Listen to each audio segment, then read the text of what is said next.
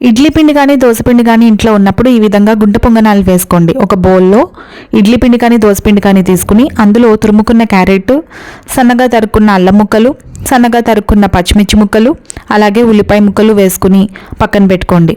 దోసపిండి పలచగా ఉన్నట్లయితే రవ్వ కానీ గోధుమ పిండి కానీ వేసుకోండి. పొంగనాలు చేసే అరగంట ముందు నానబెట్టుకున్న పెసరపప్పు, శనగపప్పు ఒక బౌల్లో వేసుకుని పక్కన పెట్టుకోండి. ఇప్పుడు తురుముకున్న క్యారెట్, ఉల్లిపాయ ముక్కలు, అల్లం ముక్కలు, పచ్చిమిర్చి ముక్కలు, ఒక స్పూన్ జీలకర్ర, ఉప్పు, కారం మీకు టేస్ట్ తగ్గట్టు వేసుకుని బాగా కలుపుకోండి.